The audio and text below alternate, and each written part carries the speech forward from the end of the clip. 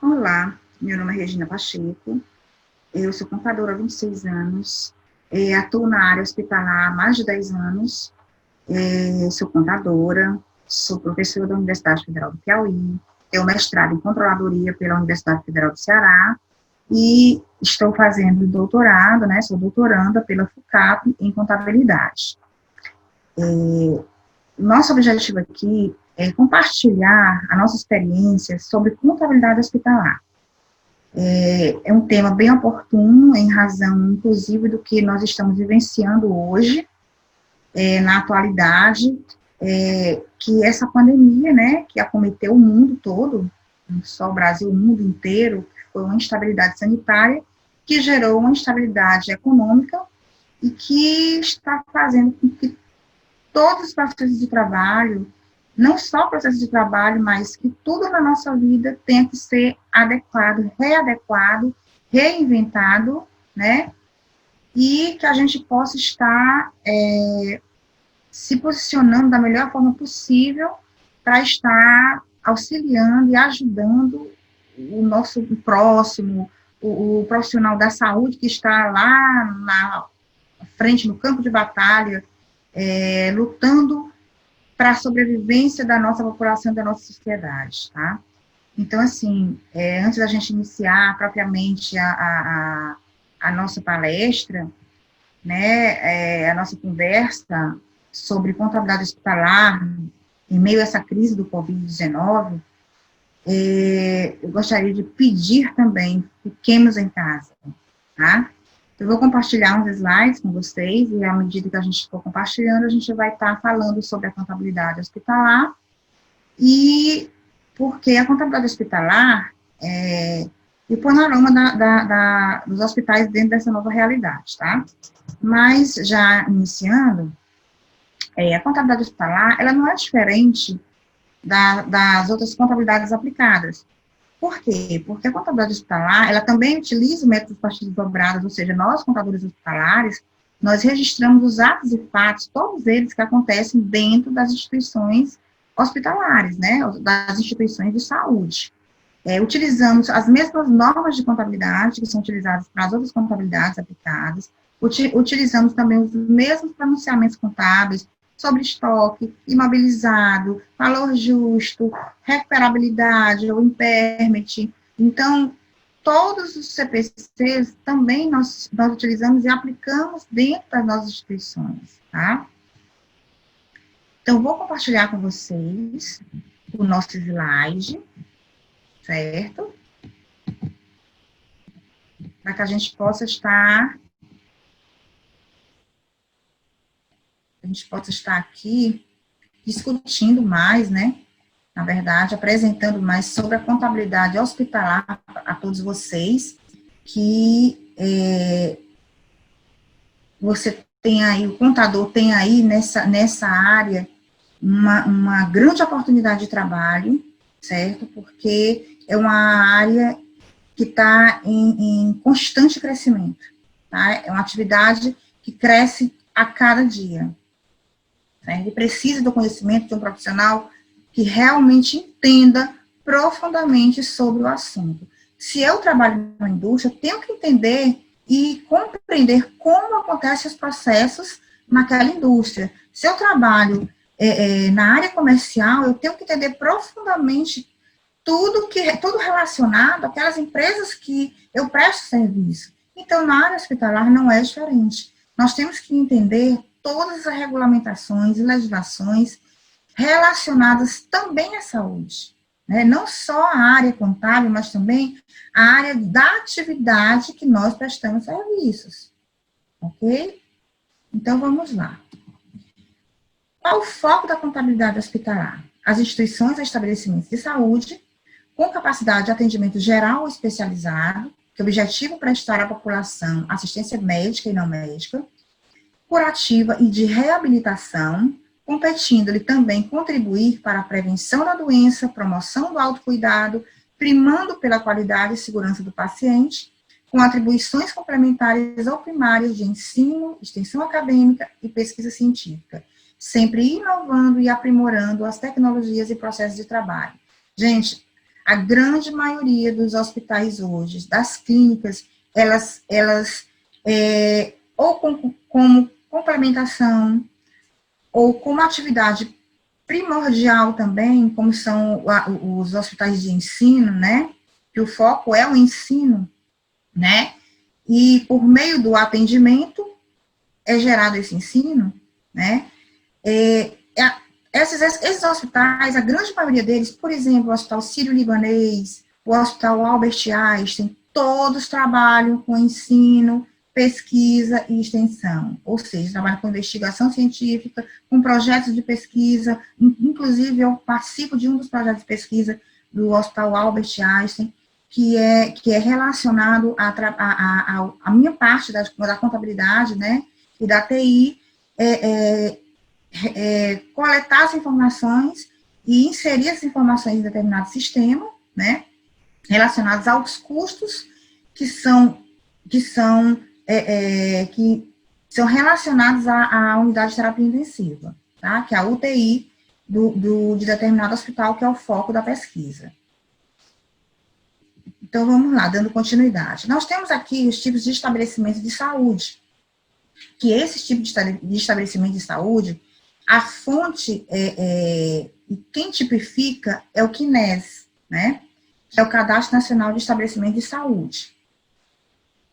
Então, ele tipifica como os estabelecimentos de saúde ou instituição de saúde, como hospitais, clínicas, unidades de pronto atendimento, que são as UPAs, unidade básica de saúde, que são as UBS, serviço de atenção domiciliar isolado, que é o home care. Cada vez mais o home care, ele é demandado. E temos a telesaúde, que a gente considera ainda uma inovação, né? Porque as pessoas, cada vez mais, elas precisam de um atendimento hospitalar. Alguém que está acamado não pode sair para ir para um atendimento numa clínica, a não ser que ela vá para um hospital e fique hospitalizada lá, tá? Então, cada vez mais esse trabalho, esse serviço, na verdade, de home care, e também telesaúde agora, principalmente, eles estão sendo bem solicitados. Quanto à classificação, continuando aí a classificação dos estabelecimentos de saúde, nós temos quanto ao porte e quanto à administração. Quanto ao porte, temos de pequeno porte, médio porte, grande porte. E acima do grande porte, nós temos os hospitais especiais, que são acima de 500 leitos. Então, nós temos de pequeno porte, que é até 50 leitos, médio porte, de 51 a 150 leitos, de grande porte, a partir de 151 a 500 leitos, né? E de porte especial, acima de 500 leitos, como o Hospital Albert Einstein, por exemplo, tem mais de 500 leitos. Quanto à administração, ele pode ser tanto particular como público, pertencente a pessoa jurídica de direito privado, quando particular, e público administrado por entidade governamental, municipal, estadual ou federal. O hospital em que eu trabalho, que eu presto serviço, é um hospital público, porque ele pertence à Universidade Federal do Piauí, só que ele é gerenciado por uma empresa pública, federal. Quanto aos objetivos, ou ao objetivo financeiro, os hospitais, eles podem ser lucrativos, não lucrativos, filantrópicos e beneficentes. Lucrativo é aquele hospital particular, que o objetivo é lucro, né? O não lucrativo, seus gestores não recebem remunerações ou benefícios, não visa o lucro, ou seu lucro pode ser convertido em prol de melhorias e atendimento aos usuários daquele serviço, tá?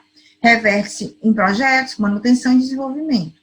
No caso de extinção, seu patrimônio é doado a outra instituição de mesmo objetivo social, tá? E eles possuem imunidade tributária. Nós temos também os hospitais filantrópicos e beneficentes. Filantrópicos é entidade particular e não lucrativa, que destinam um percentual de seus rendimentos para assistência gratuita a pacientes sem recurso ou cobertura de saúde, como o Hospital Sírio-Libanês. Beneficente, associação particular e não lucrativa também, voltada à assistência de grupos especiais, né, ou específicos, e se mantém de contribuições de associados e de usuários. Nós temos aí o Hospital Israelita também, o Albert Einstein também, né, que se encaixa também como beneficente.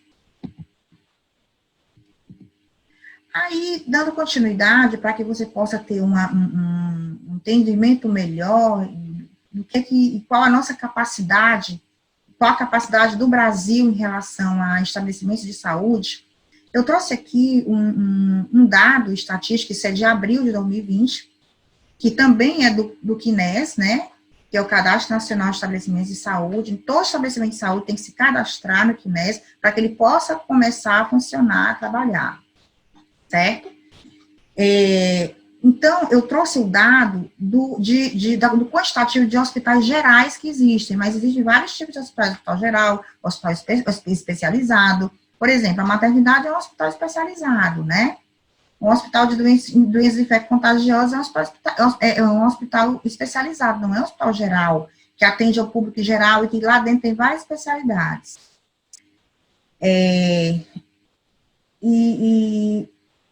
Esse dado, ele nos traz por esfera jurídica, certo? Vejam que nós temos aqui a administração pública federal, estadual, municipal, aonde o total de hospital geral no período até o período de abril de 2020, total de 5.233 hospitais gerais, certo? Aonde no âmbito federal nós temos o quê?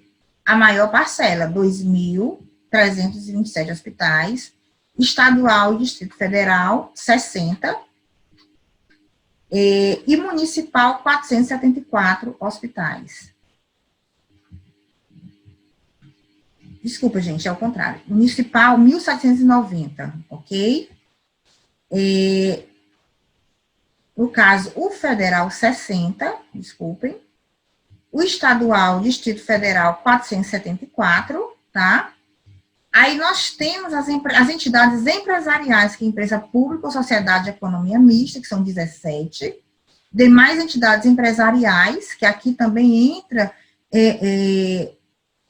entidades com fins lucrativos, 1.295, e entidades sem fins lucrativos, no caso, que aí, no caso, fecharia em 1.594, ok? Nós temos agora também, os hospitais gerais, é o mesmo quantitativo, só que é uma outra formatação, por região, tá? E também por esfera jurídica. Isso é só para que vocês possam saber que todas as informações, elas estão disponíveis, sim, no CNES, que volto a falar, que é o Cadastro Nacional de Estabelecimento de Saúde. Nós, contadores, temos que saber que, ao se constituir uma instituição de saúde, nós temos clínica, o que é que seja, nós temos, por menor que ela seja, ela tem que ser cadastrada no Cadastro Nacional de Estabelecimento de Saúde. E tem diversas regras que têm que serem atendidas, tá? Isso é uma outra palestra, como constituir um estabelecimento ou instituição de saúde. Então, aqui nós temos aqui o quantitativo por região, segundo a esfera jurídica, né, o total da região norte de hospitais gerais, eu vou dar só o total, sem falar sobre o âmbito. O total, 468, região norte, região nordeste, 1.524 hospitais, região sudeste, 1.741 hospitais, região sul, 877 hospitais, e região centro-oeste, 623 hospitais, fechando nos 5.233 que a gente falou anteriormente. Então, vocês têm condições de fazer, de tabular esses dados aqui, inclusive fazer gráfico, mostrar para o gestor, quem são os seus possíveis concorrentes, tá? Quem são seus opositores ou os seus parceiros, tá? Nesse contexto hospitalar. E esse também é o nosso papel. Aí nós temos aqui o panorama hospitalar no Brasil, Covid-19, aonde eu queria chegar, antes da gente realmente entrar e falar sobre a contabilidade aplicada à saúde.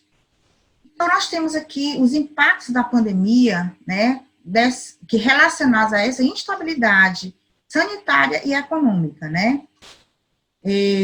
Então, alguns impactos não só ocorreram dentro da atividade hospitalar, nas instituições hospitalares, mas também em outras instituições. Mas a hospitalar não foi muito diferente.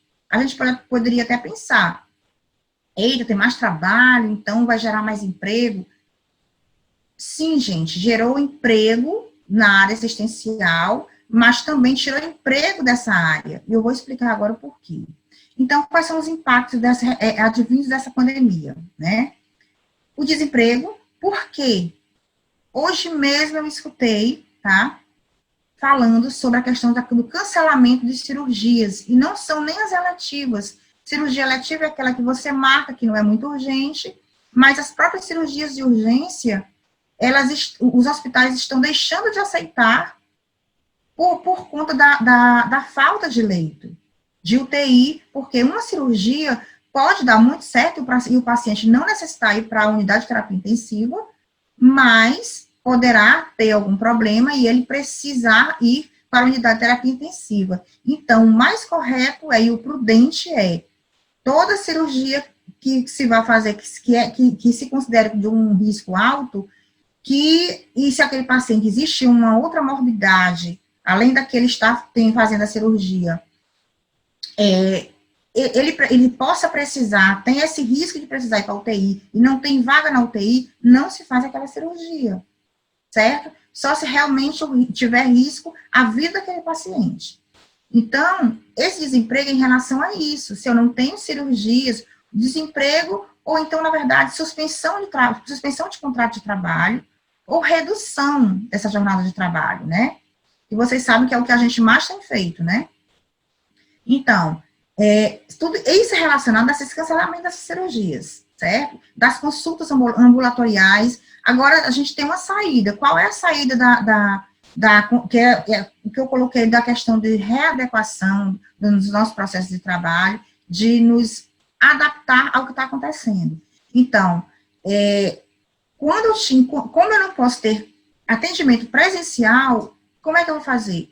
Eu vou estar me utilizando da telemedicina, da teleconsulta, certo? E aí eu recebo por isso, o médico recebe por isso, sim, o médico recebe por isso como uma consulta presencial, ok? Então, é uma outra forma de você não gerar o desemprego. Então, isso a gente tem que informar o gestor, que ele tem essa outra possibilidade, né? Continuando. Contratações provisórias de profissionais na área assistencial, em razão da crescente procura pelos serviços de saúde. Olha só, essa contratação provisória de profissionais da área assistencial gera um emprego temporário, né? E, claro que isso ajuda, sim, as pessoas, a sociedade. E essa contratação dessa mão de obra, desses profissionais da área assistencial, porque necessita-se de profissionais que tenham experiências em trabalhar em UTI, tenho experiências em trabalhar em épocas de crise. E acredito que no Brasil a gente não passou muito por tantas crises, né, que o resto do mundo passou, mas relacionadas à saúde, né, e que a gente tem sofre pela falta de profissional capacitado, tá? Mas essas contratações estão acontecendo, sim. Adaptação da estrutura física dos próprios hospitais, como, gente? Transformação de alas, setores dos hospitais, para atender as demandas geradas pela pandemia. Ou seja, por que essas cirurgias eletivas, elas não estão, que são agendadas, elas foram canceladas? Porque quando se faz cirurgia, eu tenho que levar aquele paciente para uma enfermaria ou para um apartamento. Então, aquele setor, aquela ala, ela está sendo o quê? Ela está sendo transformada para atender pacientes com Covid-19. Então, é por isso a adaptação da estrutura física, certo? Que foram demandas geradas pela pandemia. Capacitação da mão de obra da área assistencial, como eu coloquei, para utilizar, inclusive, os EPIs, que são os equipamentos de proteção individuais. Eu tenho certeza que vocês já assistiram as matérias na televisão, onde se trata sobre como é que eu tiro máscara, como é que eu coloco máscara. Gente, por a falta não vou te dizer de necessidade, mas pelo não uso desses equipamentos rotineiramente, né, como agora a gente precisa, os profissionais da saúde precisam, né, e até nós também temos que utilizar máscaras ao sair de nossas casas, eles mesmos não sabiam manipular esses equipamentos, tá? Então, os próprios hospitais, eles estão promovendo essas capacitações, né? E isso gera um custo, claro. Custos com aquisições de materiais médicos, medicamentos e equipamentos de proteção individual que não faziam parte dos materiais padronizados utilizados pelos hospitais. Que materiais padronizados são esses? Que custo é esse? Eu já não garantia esses materiais, esses medicamentos? Todo hospital existe uma relação de materiais e medicamentos padronizados, que são usados para determinadas patologias, certo?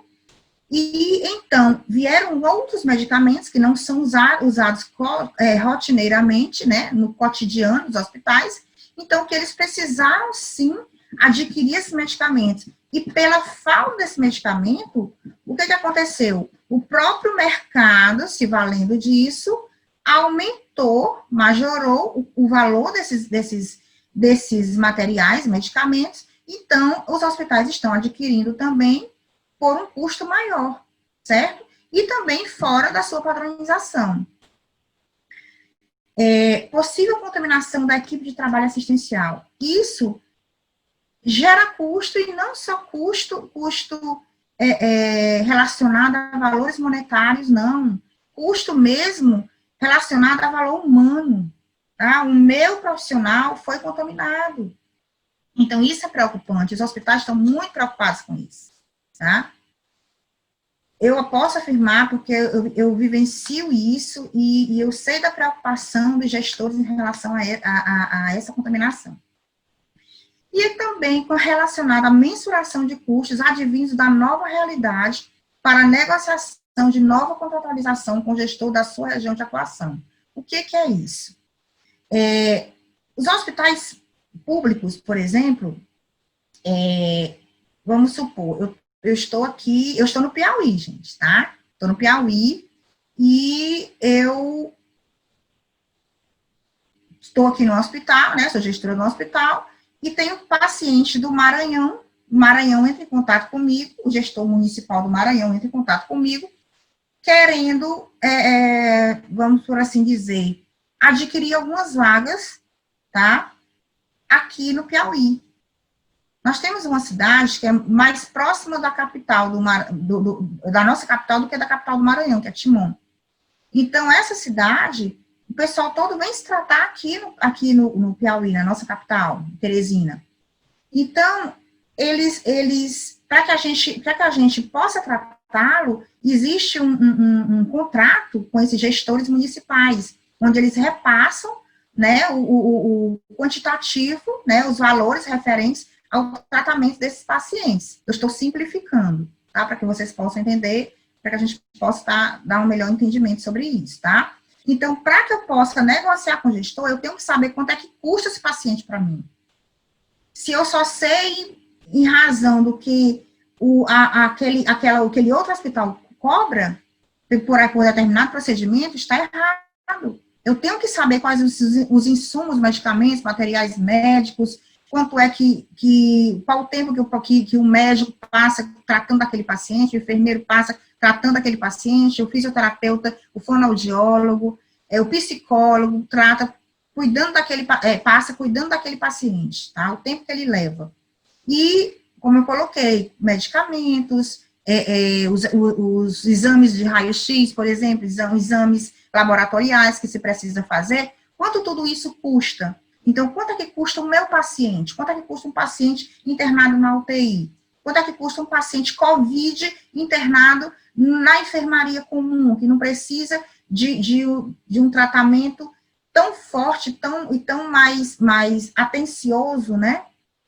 De um paciente que está na UTI. Então, eu tenho que ter bases de mensuração para repassar esse custo para o meu gestor, tá? Para que ele possa negociar isso com o gestor municipal, ok? E quando os hospitais municipais, eles perdem sua capacidade, quer dizer, estão com sua capacidade instalada totalmente, plenamente ocupadas, eles podem estar comprando vagas em instituições particulares? Podem. E é por isso que as instituições hospitalares particulares, elas têm que saber quanto é que custa cada paciente, quanto é que custa cada procedimento para poder negociar com o gestor, que o gestor é que repassa o valor, tá, desse tratamento para o que foi gasto com esse paciente para o hospital que foi contratado, tá? Que eles compraram aquelas vagas para determinados pacientes, quando há necessidade. Compraram atendimentos, tá? Então, esses são eu coloquei apenas alguns dos impactos, mas impactos poderão ter bem mais outros impactos, né? Mas esses são os principais impactos. E a contabilidade hospitalar? E o que eu preciso para atuar nessa área que cresce a cada dia? Ah, Regina, me formei e agora eu quero entrar na área hospitalar. Gostei, achei legal. Quero entrar na área hospitalar. O que eu preciso? Né? Então, vamos lá. Primeiro, eu preciso conhecer as normas e legislações pertinentes ao setor saúde. Por exemplo, legislação do SUS, regulamentações da Agência Nacional de Saúde, a ANS, regulamentações do Ministério da Saúde e da Organização Mundial de Saúde. E toda e qualquer regulamentação que seja relacionada à área assistencial. Eu preciso, sim, estar a par, para que eu possa trabalhar na área da saúde como contador. Tá? Se eu for trabalhar num banco, eu não preciso entender sobre instituição financeira, eu não preciso saber todas as regulamentações necessárias para aquela instituição funcionar, eu não preciso entender de toda a regulamentação do Banco Central, preciso. A mesma coisa na área da saúde, tá? E saber que as normas de contabilidade, os pronunciamentos contábeis também se aplicam a esse setor, exemplificando, como eu já coloquei antes, mas só para a gente poder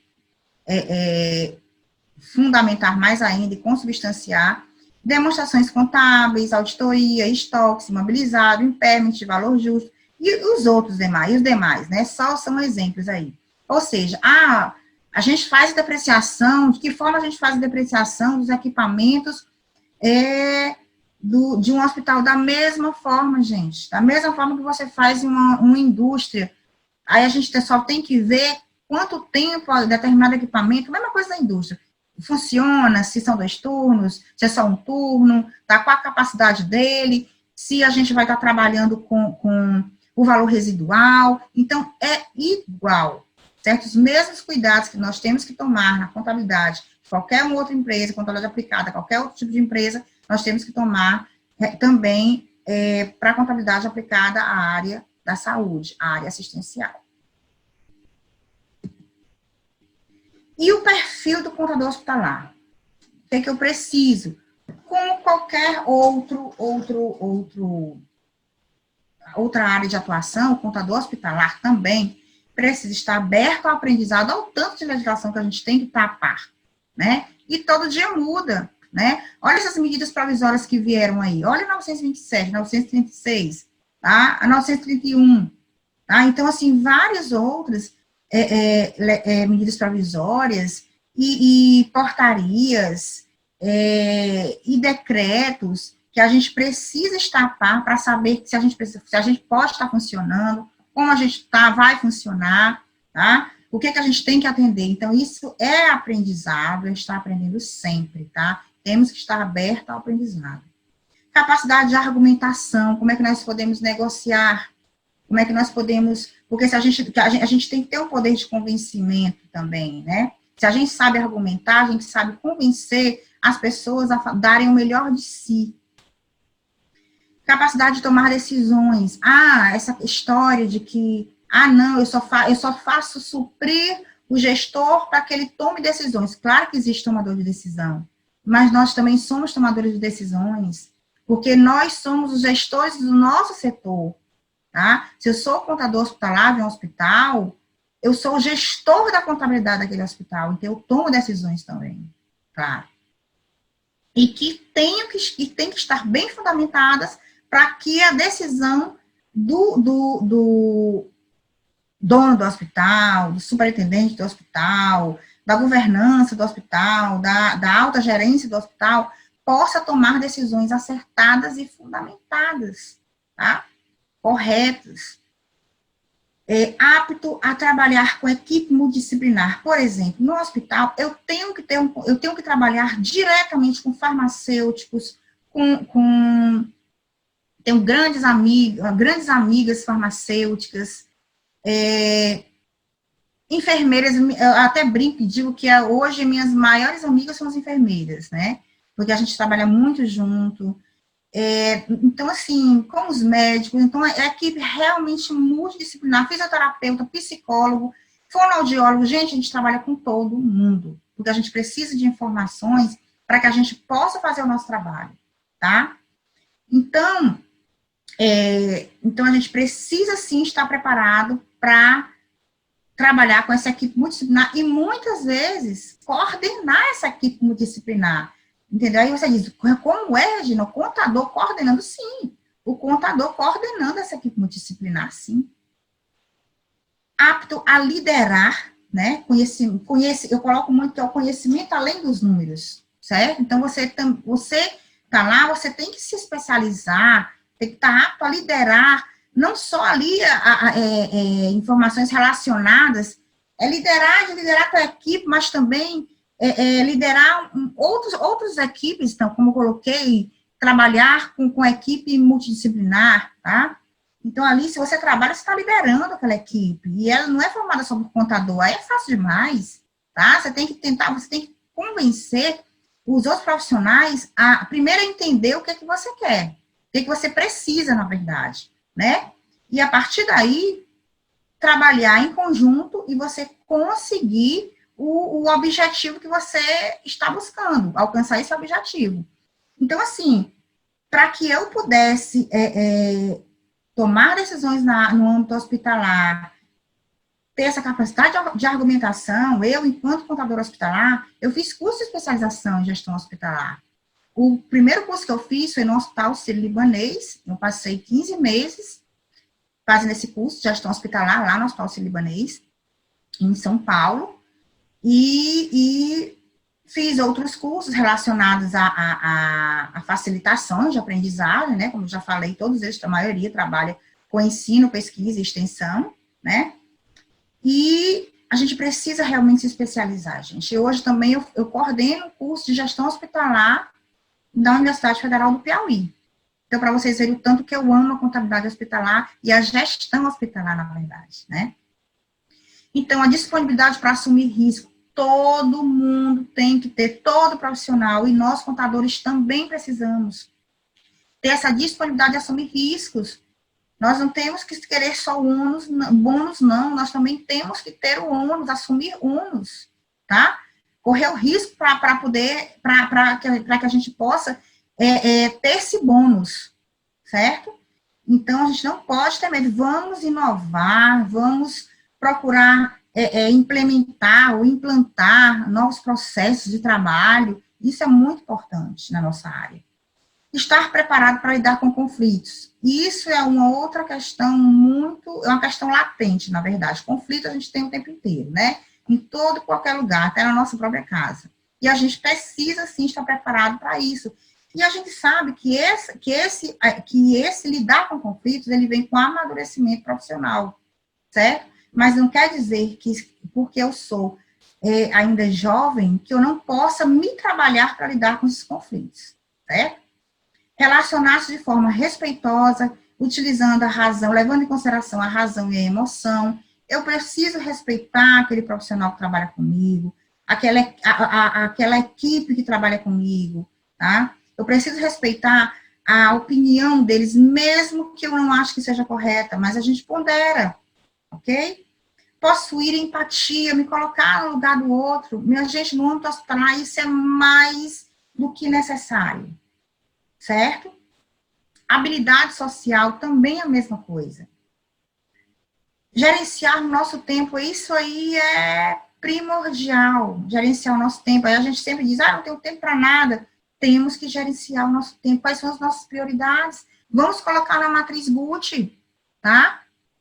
Vamos colocar, vamos fazer uma matriz SWOT, quais são as nossas forças, quais são as nossas fragilidades, quais são as nossas oportunidades, não é isso?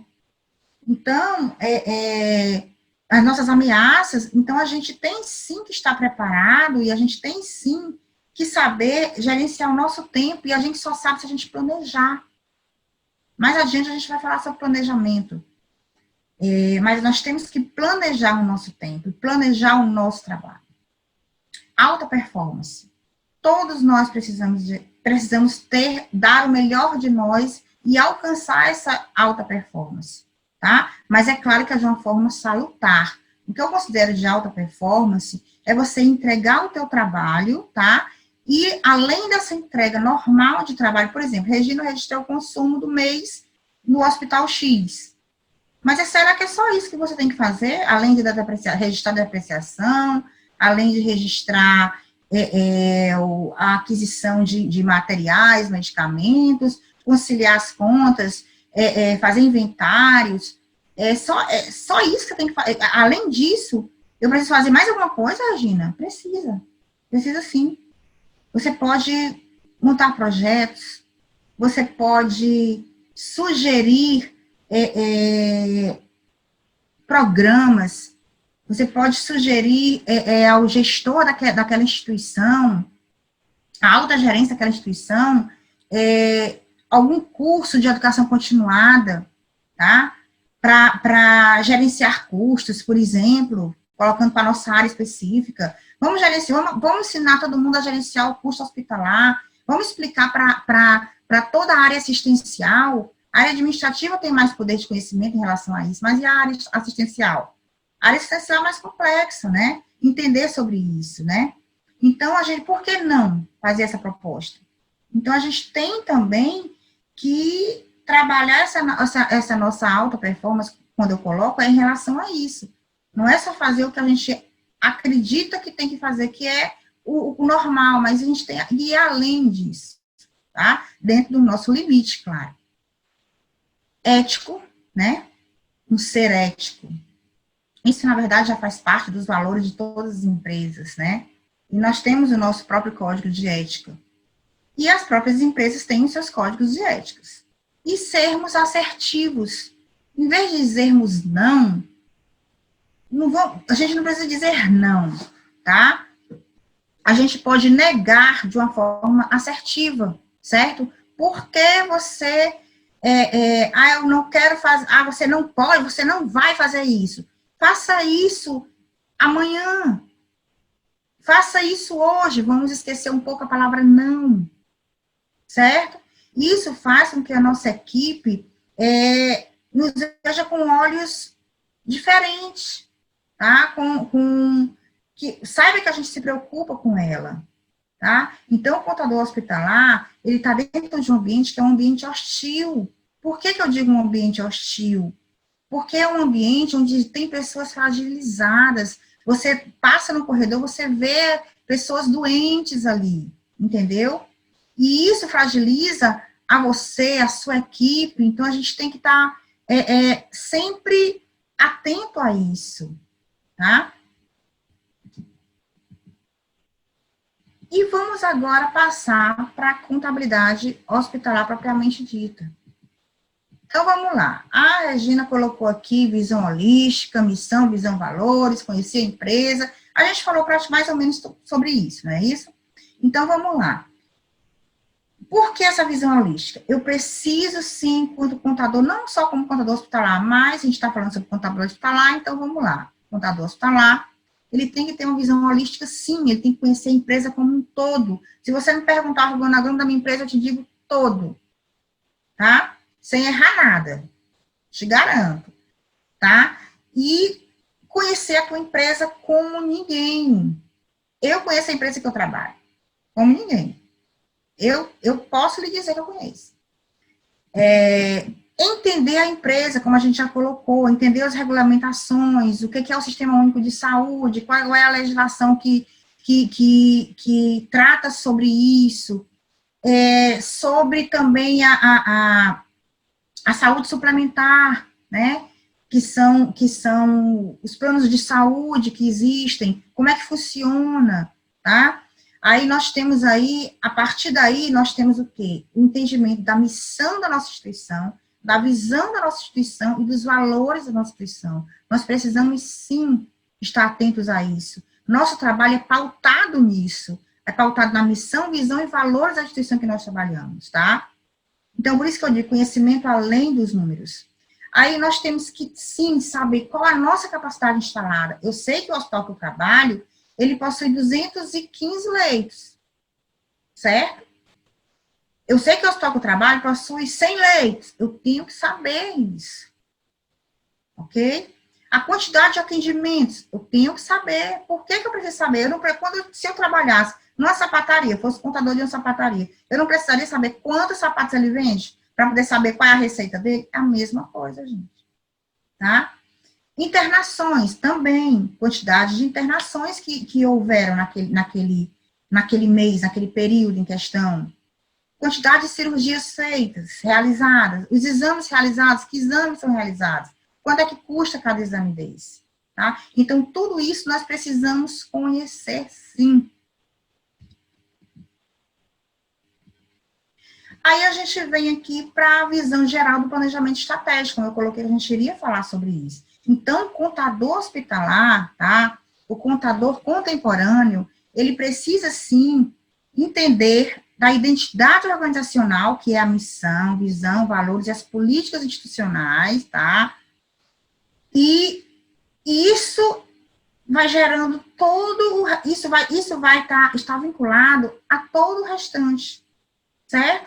Isso é um ciclo, tá?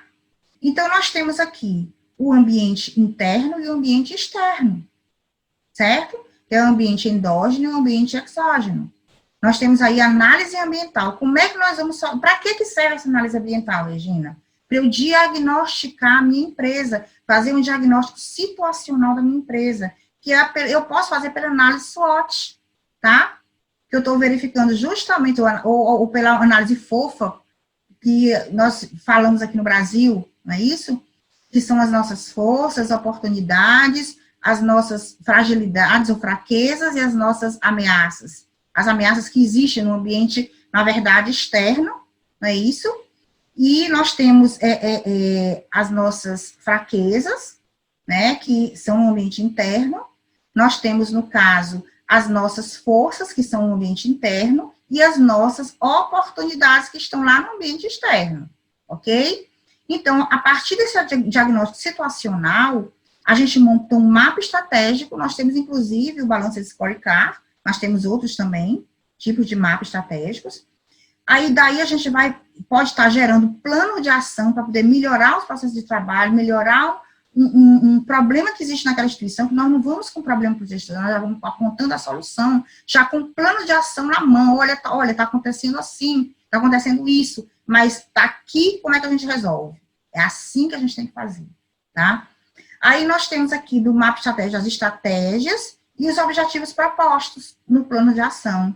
Esses são os resultados esperados, ok? E daí vem as melhorias no processo na prática de gestão. Isso eu posso fazer dentro do meu setor de contabilidade, como posso fazer no próprio hospital, como um todo, certo? E, claro que a maioria das instituições já estão fazendo isso, já fazem isso, mas o problema não é só fazer, o problema é executar. O grande problema é esse. Então, o profissional, contador hospitalar, contemporâneo, ele prima pela execução do planejamento estratégico da empresa, certo? Porque isso vai impactar na contabilidade. Se lá o setor de almoxarifado não tiver com gargalo, certo? Esse gargalo, esse problema que existe lá, vai impactar na contabilidade, nas informações que eles gerarem e encaminharem para a contabilidade, certo? Aí nós temos aí a contabilidade hospitalar, que nós precisamos sim conhecer, como eu já falei anteriormente, sobre as informações societárias, como é que é constituída essa instituição, controle patrimonial, controle de estoques, controle fiscal e controle de custos. Aí, quanto à questão das informações societárias, nós temos os atos constitutivos, as legislações pertinentes, os regulamentos, os contratos, os convênios que essa instituição possui, Quanto ao controle patrimonial, o que a contabilidade vai verificar? O ativo imobilizado, o controle desse ativo, tá? A conciliação desses bens, os passivos trabalhistas, os passivos ambientais relacionados a provisões, os balanços, demonstrações, tudo isso. Controle de estoque, controle de medicamentos, temos que fazer conciliação entre o que está lá fisicamente, ou o que está no sistema de gestão de estoque, e o que está no sistema de contabilidade, está no sistema contábil. E essas divergências a gente tem que saber onde é que está, tá? No momento em que a gente está fazendo esse controle, até a validade de um medicamento impacta na contabilidade. Por quê? Porque eu não posso registrar um medicamento que ele saiu do meu estoque por ou a perda involuntária, quebrou um frasco, vamos supor, ou então porque perdeu a validade, né? Daquele lote, eu posso perder um lote todo por perda de validade por não estar utilizando. Por isso, a importância de se padronizar padronizar medicamentos e materiais, porque são aqueles materiais que realmente eu uso rotineiramente na minha empresa. Se eu não padronizo, eu não sei o que eu mais uso ou o que eu menos uso, ok, gente? A gente falou lá mais adiante. Então, assim, esse controle de medicamentos, que é o controle de estoques, que é através do controle de estoques que a gente controla medicamento, material médico, odonto hospitalar, tá? Então, é como a gente sabe o que foi consumido realmente pela instituição, o que foi dado baixa por perecimento, por uma perda involuntária, por vencimento. E vamos supor, então eu vou registrar esse vencimento. Você vai registrar, mas você vai registrar com o aval da alta gestão. Principalmente se você está trabalhando no hospital público, certo? Por quê? Porque você não pode meramente, você tem que saber quem é o responsável por ter deixado aquele medicamento vencer. Então, isso é muito importante. Isso é gestão, ok? E temos aqui a auditoria de itens, valores relevantes e inventários, que são sob a responsabilidade da contabilidade. Dentro de hospital, os inventários físicos, lá nos almoxarifados, são de responsabilidade da contabilidade. Controle fiscal, notas fiscais de entrada e saída, obrigação principal e acessória, tudo isso nós fazemos também. Então, aquelas obrigaçõezinhas que vocês, obrigaçõezinha não, né? Muitas obrigações que vocês fazem nas empresas aplicadas a outro segmento, a outra área, nós também fazemos na contabilidade hospitalar, ok? Controle de custos, custo do serviço prestado, custo de funcionamento daquela instituição, né? Para manter aquela instituição funcionando, quanto é que ela me custa? É fácil? Não, muito complexo, porque o hospital, eu acho que é uma das instituições mais complexas que existe. As perdas, tá? Implantação e gerenciamento do sistema de custos. Então, tudo isso é de responsabilidade da contabilidade hospitalar, certo? Aí, aqui, para que a gente possa para que eu possa estar explicando um pouco melhor, vocês verificando como a contabilidade aplicada à saúde, aos hospitais, às clínicas, elas se utilizam das mesmas normas, mesma legislação, os mesmos pronunciamentos contábeis que qualquer outra contabilidade aplicada a outro setor. Eu trouxe aqui um balanço patrimonial de determinada empresa, né, de determinado hospital, aonde ele é de 2018 a 2017, 2019 ainda não tem, né, foi prorrogado, tem uma medida provisória que prorrogou, e, então, eu trouxe isso de 2018.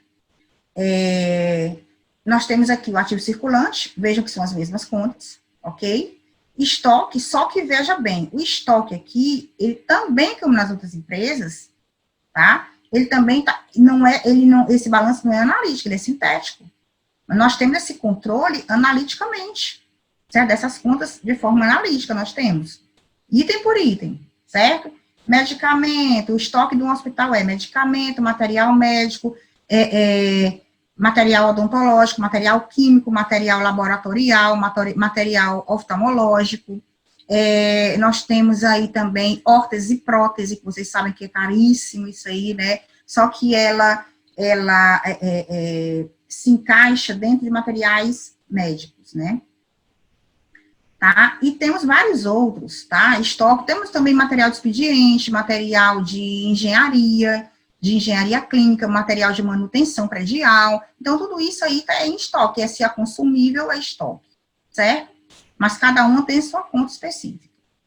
Então, nós temos aí também, olha só, adiantamento de empregados, outros ativos. Ativo não circulante, aplicações e fundos de investimento, contas a receber de clientes, depósitos judiciais, imóveis disponíveis para venda, outros ativos, total realizável a longo prazo, intangível e imobilizado. Então, gente, é igual. O que muda são contas que são mais específicas, certo? Então, assim, como qualquer uma outra empresa, o plano de contas dela, cada plano de contas é específico à atividade. Então, aqui o que mais vai aparecer, o que mais vai destoar das outras empresas, né, é o quê? São as contas do estoque e as contas do imobilizado, certo? Aí nós temos aqui a demonstração do resultado do exercício também dessa mesma empresa que eu exemplifiquei relacionado às contas patrimoniais. Nós temos aqui o plano de contas hospitalar, que eu coloquei como plano de contas, né, só para que a gente possa verificar essas contas de resultado. O que tem que constar nesse nosso plano de contas? Aí aqui muda um pouquinho, a gente vai ver aqui que temos as receitas operacionais, tá, líquidas já. Aí nós temos com o quê? Com atividade hospitalar e de medicina diagnóstica, diagnóstico por imagem. Atividade de ensino e pesquisa, olha só, gera também lucro, gera sim, por que não? Outras receitas operacionais. Aí nós temos aí o quê? Essas receitas podem ser relacionadas a quê? A própria contratualização com o gestor municipal pode contratar, isso vamos supor que seja uma instituição privada, pode contratar os leitos da minha instituição, ou então consultas para minha instituição privada, tá? E ele me paga por isso. De convênios e particulares também, ok?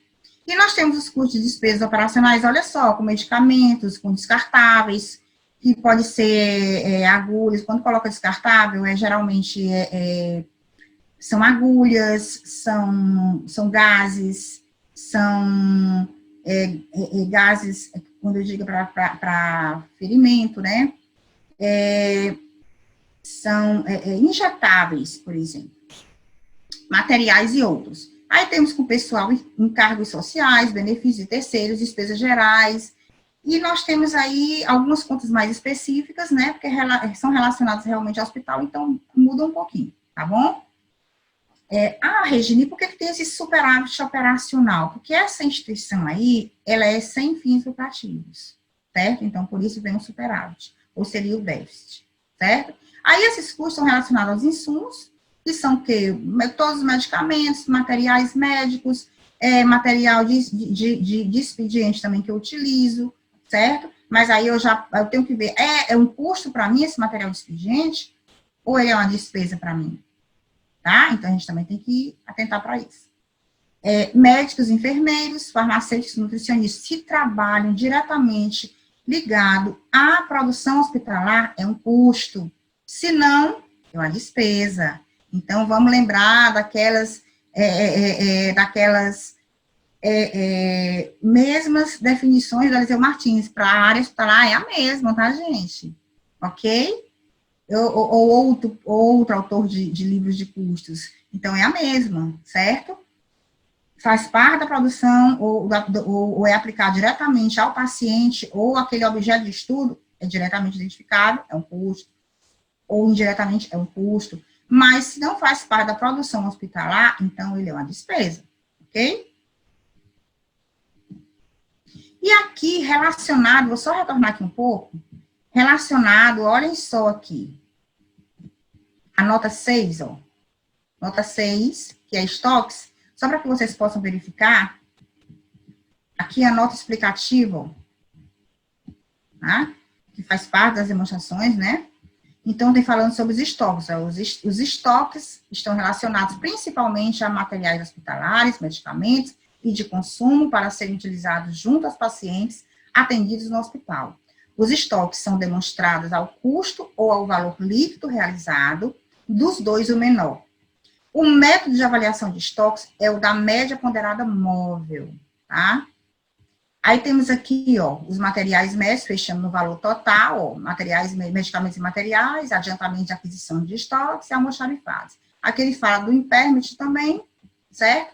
Então, assim, é só para que vocês visualizassem o que compõe esse estoque que está lá. Aqui, ó, Ah, pode ser mais detalhado, Regina? Sim. Na minha instituição, nós fazemos bem mais detalhado. Colocamos, na verdade, todas as contas relacionadas aos estoques. O contador hospitalar tem o quê? Que colocar a mão na massa, sim. Quando a gente vai fazer inventário, o que a gente faz? Ah, Regina, tu vai contar também aqueles medicamentos? Não, a gente vai estar observando, a gente coordena toda aquele inventário, a gente organiza, mostra como funciona, organiza toda a equipe para estar trabalhando no inventário, que muitas vezes tem que ocorrer no máximo 2, 3 dias. Ok? E conhecer profundamente o que se faz. E ser peripatético. O que é peripatético, Regina? Que nome estranho é esse? Peripatético é aquele gestor que anda, aquele gestor que procura a luz, entendeu? Que ele caminha na instituição. Então, gente, nós temos que conhecer nossa instituição, a gente não pode ficar sentado numa cadeira o dia todo, a gente tem que andar na nossa instituição e conhecer as nossas empresas, tá? A gente só trabalha melhor se a gente conhece a empresa que a gente trabalha, tá? E a gente tem que conhecer, o contador tem que conhecer a empresa melhor até do que o dono da empresa, para você ter ideia, tá? E no hospital, então, nem se fala, é como ele disse, eu conheço o meu hospital, o hospital que eu trabalho como um todo, tá? Por quê? Porque é necessário para que a gente possa desenvolver o nosso trabalho, certo? Com eficiência e eficácia, ou seja, atingindo os objetivos que a gente tem que atingir, ok? E aqui eu trouxe, quando eu colocar a mão na massa, aqui somos as contadoras, tá? Aqui sou eu, aqui faz parte da nossa equipe, a Georgia, aqui é a Fernandinha, contadora também, aqui é a Aldirene, também na época fazia parte, mas hoje ela não está mais com a gente no hospital, ela passou em um concurso e foi embora, nos deixou, mas está lá no IFP. E aqui a gente estava fazendo inventário, esse inventário a gente coordenou. Olha só como é que a gente colocou a mão na massa, a gente se paramentou toda, a gente tem que se paramentar para poder estar, a gente estava na farmácia satélite do centro cirúrgico, e a gente só pode entrar na ala, ou no setor, ou na unidade de centro cirúrgico, se for toda paramentada, certo? Mesmo não indo para o centro cirúrgico, mas essa sala aí do que a gente estava fazendo inventário, que é a farmácia satélite, porque nós temos as farmácias, a de distribuição, e a farmácia clínica, mas nós precisamos ter, por exemplo, no centro cirúrgico, na UTI, farmácias que tenham medicamentos que, por exemplo, na madrugada, preciso fazer uma cirurgia de urgência, eu tenho aquele material e aquele medicamento naquela farmácia, sem precisar ir lá no almoxarifado, tá? Lá no final do hospital, pegar aquele material, aquele medicamento, ok? Então, se chama farmácia satélite. Aí, aqui são os medicamentos da farmácia satélite da UTI, a gente também fez, todo ano a gente faz isso, e geralmente 2 vezes ao ano, tá? E a gente faz inventários rotativos também. E aqui na verdade, você vê que está lacrado, aqui geralmente são materiais que são já separados para alguma cirurgia, tá? Quando é de centro cirúrgico, quando é da UTI, já é para um paciente, já está prescrito o paciente, é para os pacientes que estão lá para a noite, daquela noite, para aquele dia, certo? Aqui foi inventário do almoxarifado geral, onde tem material de expediente, aí tem um setor que é de material odontológico, certo? Então, aqui são o pessoal que faz parte da equipe lá do almoxarifado, que fazem parte também, que coordenam as contagens, a gente observa, veja que a gente está observando, aqui sou eu também, e aqui é a equipe que está coordenando e contando esses materiais, que a gente não conta, a gente só observa, a gente coordena e observa, a coordenação geral é nossa, tá? Aqui é inventariando centros cirúrgicos, equipamentos e instrumental cirúrgico, tá? Aqui, olha só, quando a gente fala em equipe multidisciplinar, tá? Aqui é uma das contadoras, é a Georgia, que está aqui, e aqui é um médico e um enfermeiro, tá? Que o enfermeiro é um enfermeiro instrumentador, que entende de instrumentais cirúrgicos e que faz a contagem para que a gente possa estar realmente validando o nosso inventário, né? Para conciliar com o que está lá na contabilidade. E aqui a organização do inventário anual, a gente que organiza, a gente que faz as reuniões para esclarecer alguma dúvida que possa ter. Então, assim, a contabilidade hospitalar, gente, é apaixonante, tá?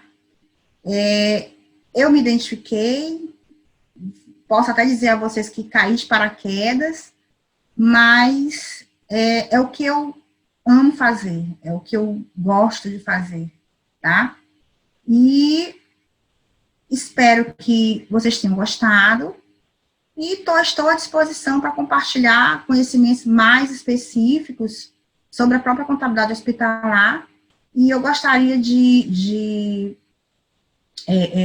finalizar reforçando que o contador hospitalar é responsável por registrar todos os atos e fatos que ocorrem na instituição, todos. E, ao final, dar a conformidade desses fatos, certo? Nós funcionamos também como um controle interno quando não existe controle interno naquela instituição. Quando ela é uma instituição pequena, de médio porte, então, nós também exercemos essa função, ok? Então, foi um grande prazer poder compartilhar o meu conhecimento sobre contabilidade hospitalar, apontar os impactos que a pandemia do Covid-19 está causando nos hospitais também, né? E, consequentemente, na nossa sociedade e no mundo todo, claro, né? Mas a gente segue firme e forte, não é isso? Saúde para todos, fiquemos em casa e muito obrigada. E minhas palavras finais são: nenhum de nós é tão bom quanto todos nós juntos. E foi um prazer.